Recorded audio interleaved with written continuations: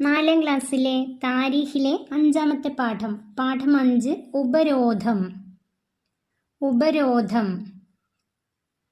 താരീഖിൽ പാദവാർഷിക പരീക്ഷയ്ക്ക് 1 മുതൽ 5 വരെയുള്ള പാഠഭാഗങ്ങളാണ് ഉള്ളത്.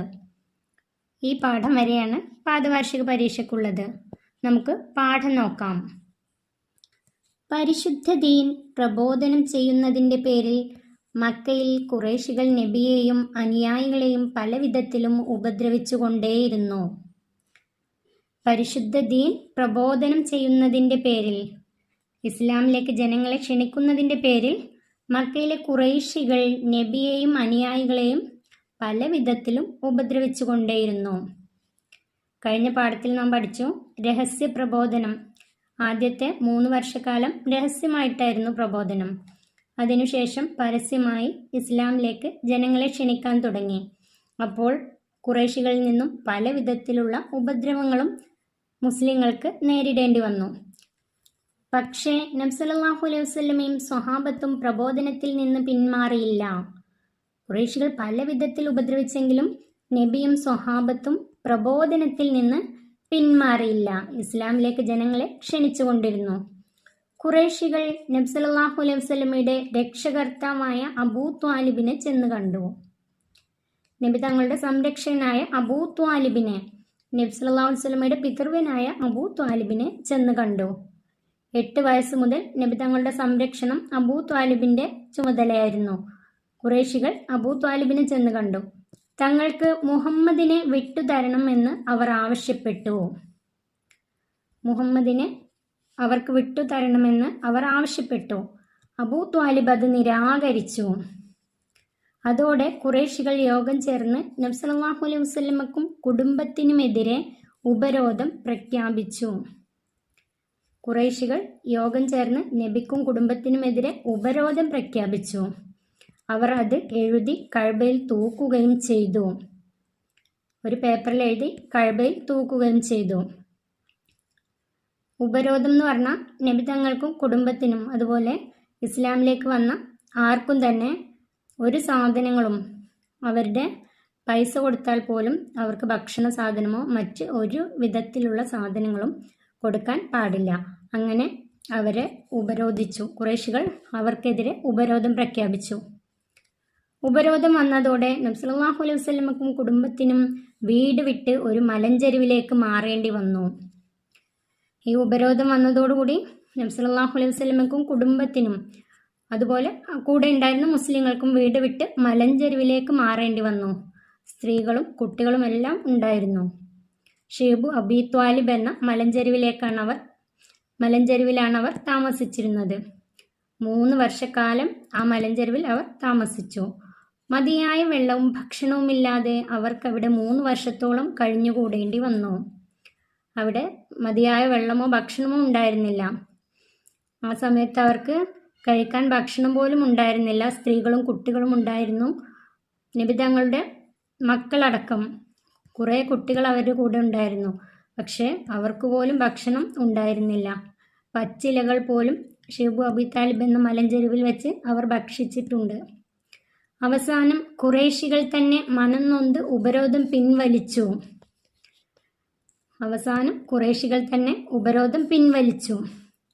നബി തങ്ങൾക്കും കുടുംബത്തിനും മുസ്ലിങ്ങൾക്കും യാതൊരു വിധത്തിലും അവർ പൈസ കൊടുത്താൽ പോലും ഭക്ഷണ സാധനങ്ങളോ മറ്റു സാധനങ്ങളോ ഒന്നും തന്നെ കൊടുക്കാൻ പാടില്ല എന്ന ആ ഉപരോധം അവർ പിൻവലിച്ചു.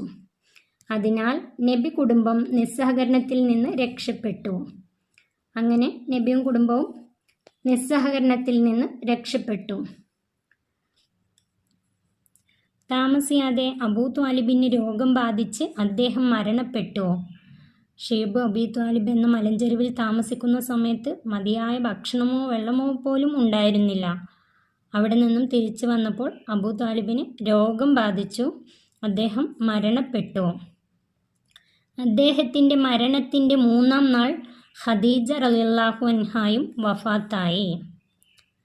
അബൂ ത്വാലിബിൻ്റെ മരണപ്പെട്ടതിൻ്റെ 3-ാം ദിവസം നബി തങ്ങളുടെ താങ്ങും തണലുമായിരുന്ന ഖദീജ റളിയല്ലാഹു അൻഹ, സത്യവിശ്വാസികളുടെ ഉമ്മ, മുഅ്മിനീങ്ങളുടെ ഉമ്മ എന്ന പേരിൽ അറിയപ്പെട്ടിരുന്ന ഖദീജ റളിയല്ലാഹു അൻഹയും വഫാത്തായി. രണ്ടുപേരും 3 ദിവസത്തെ വ്യത്യാസത്തിലാണ് ഖദീജ ബീവി വഫാത്തായത്. അബൂ താലിബിൻ്റെ മരണത്തിന് ശേഷം 3-ാം ദിവസമാണ് ഖദീജ ബീവി വഫാത്തായത്.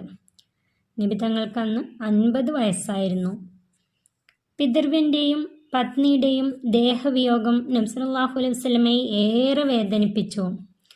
ഖുറൈശികളുടെ മർദ്ദനത്തിൽ നിന്ന് താങ്ങും തണലുമായിരുന്ന പിതൃവ്യനായിരുന്ന അബൂ ത്വാലിബിൻ്റെയും പത്നി ഖദീജ ബീവിയുടെ വഫാത്ത് നബി തങ്ങളെ ഏറെ വേദനിപ്പിച്ചു. നബി തങ്ങളെ വളരെയധികം ദുഃഖത്തിലാഴ്ത്തി. അതിനാൽ ഈ വർഷത്തെ ആമുൽ ഹുസ്ന് അഥവാ ദുഃഖവർഷം എന്നാണ് നബി സല്ലല്ലാഹു അലൈഹി വസല്ലം തങ്ങൾ വിശേഷിപ്പിച്ചത്. നബി തങ്ങളെ 8 വയസ്സ് മുതൽ സംരക്ഷിച്ചു വന്നിരുന്ന പിതൃവ്യനായ അബൂ ത്വാലിബിൻ്റെയും നബി തങ്ങളുടെ പ്രിയ പത്നിയായിരുന്ന ഖദീജ ബീവി, ആദ്യമായി സ്ത്രീകളിൽ നിന്നും ഇസ്ലാമിലേക്ക് കടന്നു വന്നത് ഖദീജ ബീവിയാണ്. ആ ഖദീജ ബീവിയുടെയും വഫാത്ത് ദുഃഖവർഷം അഥവാ ആമുൽ ഹുസ്ന് എന്നാണ് ആ വർഷത്തെ നബി സല്ലല്ലാഹു അലൈഹി വസല്ലം തങ്ങൾ വിശേഷിപ്പിച്ചത്. നുബുവത്തിൻ്റെ 10-ാം വർഷമായിരുന്നു ഇത്. നബി തങ്ങൾക്ക് നുബുവത്ത് കിട്ടിയതിൻ്റെ 10-ാം വർഷമായിരുന്നു ഇത്. നുബുവത്ത് ലഭിച്ചത് 40 വയസ്സിലാണ്.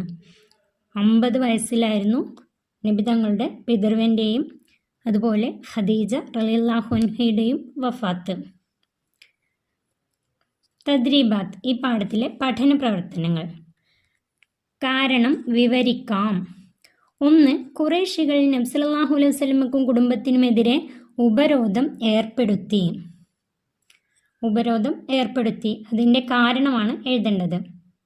അതിൻ്റെ ഉത്തരം: ഖുറൈശികൾ നബി സല്ലല്ലാഹു അലൈഹി വസല്ലമയുടെ രക്ഷകർത്താവായ അബൂ ത്വാലിബിനെ ചെന്ന് കണ്ടു. തങ്ങൾക്ക് മുഹമ്മദിനെ വിട്ടുതരണമെന്ന് അവർ ആവശ്യപ്പെട്ടു. അബൂ ത്വാലിബ് അത് നിരാകരിച്ചു. അതിൻ്റെ ഉത്തരം എഴുതേണ്ടത്: ഖുറൈശികൾ നബി സല്ലല്ലാഹു അലൈഹി വസല്ലമയുടെ രക്ഷകർത്താവായ അബൂ ത്വാലിബിനെ ചെന്ന് കണ്ടു. തങ്ങൾക്ക് മുഹമ്മദിനെ വിട്ടുതരണമെന്ന് അവർ ആവശ്യപ്പെട്ടു. അബൂ ത്വാലിബ് അത് നിരാകരിച്ചു. 2. നുബുവത്തിൻ്റെ 10-ാം വർഷത്തിന് ആമുൽ ഹുസ്ൻ എന്ന് പറയുന്നു. കാരണം നുബുവത്തിൻ്റെ 10-ാം വർഷത്തിന് ആമുൽ ഹുസ്ൻ എന്ന് പറയുന്നു.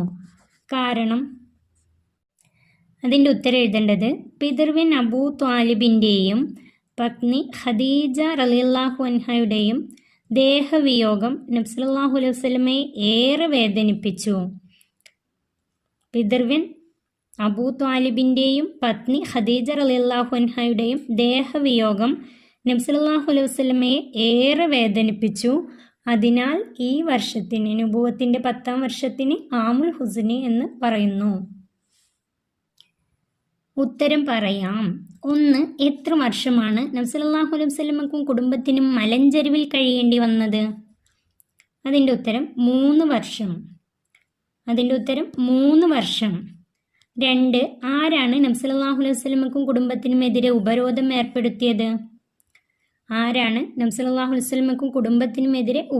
ഏർപ്പെടുത്തിയത്? അതിൻ്റെ ഉത്തരം ഖുറൈശികൾ. 3. അബൂ ത്വാലിബ്, ഖദീജ റളിയല്ലാഹു അൻഹ ഇവരിൽ ആരാണ് ആദ്യം മരണപ്പെട്ടത്? അതിൻ്റെ ഉത്തരം അബൂ ത്വാലിബ്. അതിൻ്റെ ഉത്തരം അബൂ ത്വാലിബ്. അബൂ ത്വാലിബിൻ്റെ മരണത്തിൻ്റെ 3-ാം നാളാണ് ഖദീജ റളിയല്ലാഹു അൻഹ വഫാത്തായത്. ആദ്യം മരണപ്പെട്ടത് അബൂ ത്വാലിബ്. അടുത്തത് ഉസ്താദിനോട് ചോദിച്ചറിയാം. നബി സല്ലല്ലാഹു അലൈഹി വസല്ലമയും കുടുംബവും ഉപരോധകാലത്ത് താമസിച്ച സ്ഥലം. ആ സ്ഥലത്തിൻ്റെ പേര് ഷിഅബു അബീ ത്വാലിബ്. അതിൻ്റെ പേര് ഷിഅബു അബീ ത്വാലിബ് എന്ന മലഞ്ചെരുവിൽ.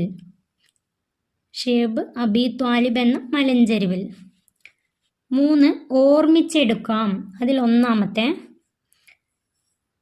അബൂ ത്വാലിബിൻ്റെ സംരക്ഷണം തുടങ്ങുമ്പോൾ നബി സല്ലല്ലാഹു അലൈഹി വസല്ലമയുടെ പ്രായം. അതിൻ്റെ ഉത്തരം 8 വയസ്സ്. നബി സല്ലല്ലാഹു അലൈഹി വസല്ലമയുടെ പ്രായം, അതിൻ്റെ ഉത്തരം എഴുതേണ്ടത് 8 വയസ്സ്. നബി തങ്ങൾക്ക് 6 വയസ്സുള്ളപ്പോൾ മാതാവ് ആമിന ബീവി വഫാത്തായി. അതിനുശേഷം നബി തങ്ങൾ ഉപ്പാപ്പയായിരുന്ന അബ്ദുൽ മുത്തലിബിൻ്റെ സംരക്ഷണത്തിലായിരുന്നു. നബി തങ്ങൾക്ക് 8 വയസ്സുള്ളപ്പോൾ അബ്ദുൽ മുത്തലിബും ഈ ലോകത്തോട് വിട പറഞ്ഞു. പിന്നീട് നബി തങ്ങൾക്ക് 8 വയസ്സ് മുതൽ അബൂ ത്വാലിബിൻ്റെ സംരക്ഷണത്തിലായിരുന്നു. 42 വർഷക്കാലമാണ് നബി തങ്ങൾ അബൂ ത്വാലിബിൻ്റെ സംരക്ഷണത്തിൽ കഴിഞ്ഞത്. 2. അബൂ ത്വാലിബിനോടൊപ്പം നബി സല്ലല്ലാഹു അലൈഹി വസല്ലമ ചെയ്ത യാത്ര. അതിൻ്റെ ഉത്തരം, നബി സല്ലല്ലാഹു അലൈഹി വസല്ലമ തങ്ങൾക്ക് 12 വയസ്സ് പ്രായമായപ്പോൾ അബൂ ത്വാലിബിൻ്റെ കൂടെ ഷാമിലേക്ക് യാത്ര പോയി. അവർ ബുസ്ര എന്ന സ്ഥലത്തെത്തിയപ്പോൾ ബഹീറ എന്ന ക്രിസ്തീയ പുരോഹിതൻ നബി തങ്ങളെ കാണാനിടയായി. ലോകത്ത് വരാനിരിക്കുന്ന അന്ത്യപ്രവാചകന്റെ ലക്ഷണങ്ങൾ അദ്ദേഹം നബിയിൽ കണ്ടു. അദ്ദേഹം പറഞ്ഞു, ഈ കുട്ടിയെ ശ്രദ്ധിക്കണം, യഹൂദികൾ അപായപ്പെടുത്താൻ സാധ്യതയുണ്ട്. ഇത് കേട്ട അവർ ഉടനെ മക്കയിലേക്ക് മടങ്ങി. 3. ഖദീജ റളിയല്ലാഹു അൻഹയുമായുള്ള നബി സല്ലല്ലാഹു അലൈഹി വസല്ലമ തങ്ങളുടെ വിവാഹം. അതിൻ്റെ ഉത്തരം, ഖദീജ ബീവിയുടെ സേവകൻ മൈസറത്തുമൊത്ത് നബി സല്ലല്ലാഹു അലൈഹി വസല്ലമ തങ്ങൾ കച്ചവടത്തിന് വേണ്ടി ഷാമിലേക്ക് പോയിരുന്നു. ഈ യാത്രയിൽ നബി സല്ലല്ലാഹു അലൈഹി വസല്ലമ തങ്ങൾക്ക് മാത്രം മേഘം തണലിട്ട് കൊടുത്തു. കച്ചവടത്തിൽ പതിവിലേറെ ലാഭമുണ്ടായി. യാത്രയിലുണ്ടായ അത്ഭുതങ്ങളെല്ലാം മൈസറത്ത് ഖദീജ ബീവിയെ അറിയിച്ചപ്പോൾ ഖദീജ ബീവി നബി സല്ലല്ലാഹു അലൈഹി വസല്ലമ തങ്ങളുമായുള്ള വിവാഹ അന്വേഷണം നടത്തി. ഖദീജ ബീവിക്കന്ന് 40 വയസ്സായിരുന്നു. നബി തങ്ങൾക്ക് 25 വയസ്സ് പ്രായമായിരുന്നു. അബൂ ത്വാലിബിൻ്റെ നേതൃത്വത്തിൽ നബി തങ്ങൾ ഖദീജ ബീവിയെ വിവാഹം ചെയ്തു. ഈ പാഠം ഇവിടെ അവസാനിക്കുന്നു. 4ാം ക്ലാസ്സിലെ പ്രിയപ്പെട്ട കുട്ടികൾക്ക് വീഡിയോ ഉപകാരപ്പെട്ടാൽ ചാനൽ സബ്സ്ക്രൈബ് ചെയ്യാനും ലൈക്ക് ചെയ്യാനും മറക്കല്ലേ.